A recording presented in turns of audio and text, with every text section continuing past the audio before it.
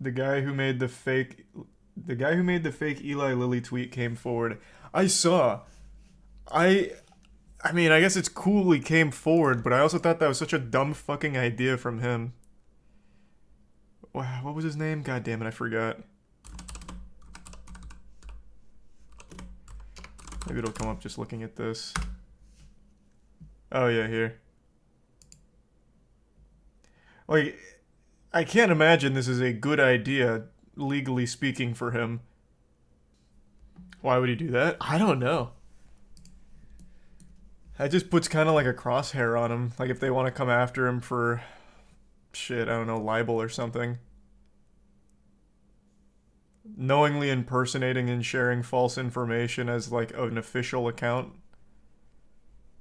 I feel like that'd be like a disaster for him. Screw the company though. Oh yeah, the company sucks ass. No, for sure. I'm just saying I feel like this was a dumb idea from him to come forward. I guess he was just really kind of desperate for it. Like the recognition. I don't know. I can't really think of any other reason. Charlie said he can't talk about the Balenciaga ad on Twitch. No, I can talk about it. I just didn't know what it was, so when I pulled it up on stream and it started showing some of the advertising material, I had to take that shit down. Yeah, Balenciaga is real fucked up for that one. Yikes. What happened? They did this weird ad campaign where they had like little girls like holding on to like BDSM shit. I don't know. It was fucking weird. Mudahar made a video on it. It's so fucking weird. I don't know what they were thinking. It was like some actual like disturbing weird shit. Conspiracy. Controversy to get publicity. I don't think pedophile publicity is necessarily great for business. Especially not like a brand like Balenciaga. The only reason Balenciaga is expensive is because of their reputation. They're suing the company responsible for the marketing campaign. They still had to approve it. Like, they need to also fire whoever approved it. Like, there's no way they just gave it to a third-party firm and said, do whatever you want with our brand and we won't even check. Please watch the Turkey Tom video about baby monkey hate. I didn't even see he made a video about that. I was watching this video from him earlier. I haven't finished it yet. I don't remember if I've talked about this guy on stream or not, but he made a whole video on this guy, and it's a really like thorough look at his life. Andy Dick. I've been very familiar with this weirdo for a long time. He is often considered a man responsible for... Well, okay, this isn't really fair to say. He's not solely responsible for someone's death, but he certainly isn't blameless. So Andy Dick is a fucking drug addict, and he has been his whole life. I'll pull up this article before talking about it. Well, actually, I'll just pull up the overview. Let me see. And then back quite some time ago, I'm talking about the Phil Hartman thing. I don't know a good source to pull up. But basically, he got Phil Hartman's wife back on cocaine. And, well, later on, after Andy Dick supplied the cocaine, Bryn, which was Hartman's wife, went home and killed her husband. He's a man who has contributed nothing positive ever in his whole fucking life. He got excommunicated from acting pretty much, and then he started doing really degenerate YouTube live streams, some truly pathetic stuff. Like some actual sad garbage. And Turkey Tom's made a really like deep video on him, and it's really good so far. I haven't finished it yet. But the guy's he's an unhinged fucking loser. Did the coke cause her to kill? She was a recovering drug addict. Andy Dick gave her cocaine at a Christmas party. She got back on the wagon, and it ended up with her killing her husband. Which is why you can't say, like, it was all Andy Dick, but he very much contributed to her getting back into that whirlwind of drugs, which led to the murder of Phil Hartman. He's still a piece of shit. You can go on his wiki. Well, there's a whole thing on the wiki, I know. I just wanted to find like a better source as opposed to the wiki. This I didn't know. He is now a registered sex offender following a sexual battery conviction. That's this week. That's like the least surprising news I've ever heard of Andy Dick. Yeah, he was facing felony sexual battery charges. They made a documentary on the Pepsi Jet guy on Netflix. Oh, my dad texted me about that. He loves that documentary. He was so invested. He called me. He was so moved by the Pepsi Jet story, my dad called me to tell me about it and was shocked that I already knew it. It is a great story, though. It is amazing. Do you think he should have got the jet? Yes. I full 100% believe he should have got the jet. For those that don't know what we're talking about, the Pepsi Jet controversy was back during an old campaign that Pepsi was running for marketing. They had this thing where it was a commercial that would show Pepsi points and what you get. And here, it's right here in the thumbnail. The final one, which was supposed to be a joke, is you can get a Harrier fighter for 7 million Pepsi points. 7 million they thought was like an unachievable amount of Pepsi points that no reasonable person would ever do, so they thought it was like too high of a number, so no one would do it. But one madman who actually had enough money was able to spend, I don't remember how much, but hundreds of thousands, I believe, in order to get enough Pepsi points where he had the 7 million and demanded that they give him his Harrier jet that they advertised. So it ended up going to court, where it went to trial. It was 700,000 that he spent. Okay, nice. And a Harrier jet's worth like fucking 30, 40 million or something crazy. So he thought it was like a great money-making idea. It went to trial because they wouldn't give him the jet, obviously. And it was eventually ruled that nobody in their right mind would have ever truly expected Pepsi to deliver that jet. It was always a joke, thus he's fucked. But I do think he had a good point. There was no disclaimer on the ad. Really, there's no reason why you would think it's a joke. Like, it does really seem like they'd give you like a Harrier jet if you just watch the ad. It's just blatantly false advertising then, because it's not like a clear joke. Like, I'll briefly show the commercial. But here, it's just going through like everything you get with Pepsi points. Like, it's just, there's no disclaimer that says it's, you know, an exaggeration or the Harrier jet's not really there.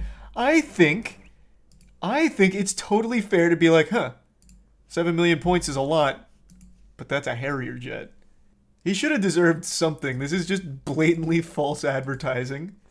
Afterwards, they eventually increased the number of Pepsi points and then said it was a joke. So that way the confusion would never again rear its ugly head. But they didn't in the beginning. So the fault is on them. They should have at least paid him what a Harrier jet would have cost. Like, he deserves something. He had fucking investors go in with him to get enough Pepsi points for this shit. Was it a rich man or a madman? A little from column A, a little from column B. He had a decent chunk of money to his name, but then he also had investors come in with him. Thoughts on the World Cup? I haven't really been watching. FIFA's beyond corrupt. Fuck FIFA. But apparently the World Cup's been enjoyable so far for the people that have been like actively watching. I haven't been. I usually do, but this year I just haven't had much interest because of the whole Qatar situation stuff. Kind of killed all the hype for it. Huge congrats to the US, though, tying against England. A tie should be a loss for England. Well, it is, like, socially. Oh my god, I saw so many, like, doom posts from a lot of people upset about the tie. That was basically a huge L for them. America was celebrating like crazy for a tie, and meanwhile they were kicking sand and very upset. I did see a stat posted that was floating around. It was a pretty popular post. I don't know if it's accurate, but apparently England has never beaten the US in a World Cup. Apparently we won in like the 70s, and then we tied in 2010, and now we've tied again. I don't know if that's accurate or not. But if so, that's kind of a really enjoyable statistic to hear. Because they get very ferocious about their football. And I think in the US, soccer is like the 4th or 5th most popular sport. If that. That might even be generous. It's just not huge here. They said the loser of USA, England, had to keep James Corden. It was a draw, I know. So now he's just locked in limbo. Now we unfortunately have to keep fucking sharing him. Guess we'll just need to evolve again. I guess so. I don't remember who brought this up in my friend group, but someone, I think it was Kaya, someone made a point that I thought was a really strong point. Shit like viruses are really stupid. Like, the whole idea of a virus is to, like, survive, right, and spread. Well, why not give us superpowers, make us want to get the virus, instead it just makes everyone sick and shit. Imagine, like, a virus that lets you fucking telepathically communicate, right? Everyone would want that virus. That shit would spread so quick. That'd be so much better for the virus's survival, but instead all they do is make you, like, sick and shit. It's stupid. They're fucking dumb. Same thing with microplastics. Well, I guess actually those aren't alive, but it would be cool if microplastics, instead of making your dick smaller in future generations, it made you have, like, bigger muscles or taller or something. That'd be cool. It would be better for evolution if they were symbiotic. I know, they're so fucking selfish. Stupid ass viruses, man.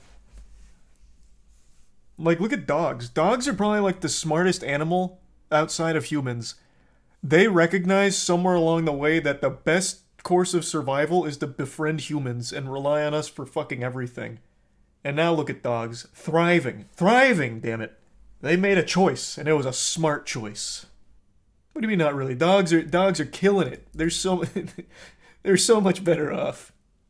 They said, damn, these humans are smart as fuck. They're using, like, rocks and shit. They made fire. I'm gonna go be its friend. Then he'll give me food. Cats domesticated themselves.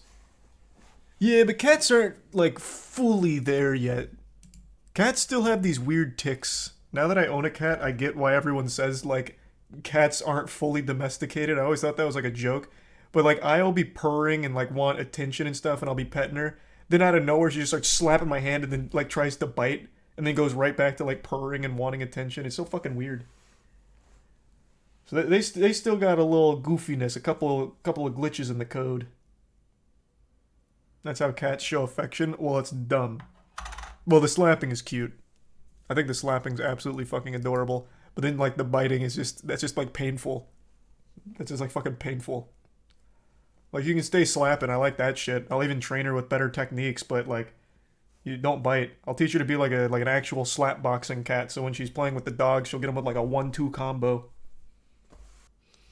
Type cat equals invasive species on YouTube. Well, we already learned about this. You're talking about how cats kill, like, 1 billion birds a year? Like, stray cats kill 1 billion birds a year, or some alarming number? Yeah, I'm aware. Oh, no, it actually is, like, 1 billion. I actually think it was legitimately 1 billion. Let's see. After carefully quantifying cat population and predation rates, scientists calculated domestic cats pounce on 1 billion to 4 billion birds a year in the lower 48 states, as well as 6.3 billion to 22.3 billion small mammals and hundreds of millions of reptiles and amphibians. Yep. But I think this, yeah, I think this is only, like, attacks, not deaths. Because it says pounce. Charlie spreading anti-cat propaganda? No, the opposite. I was defending cats.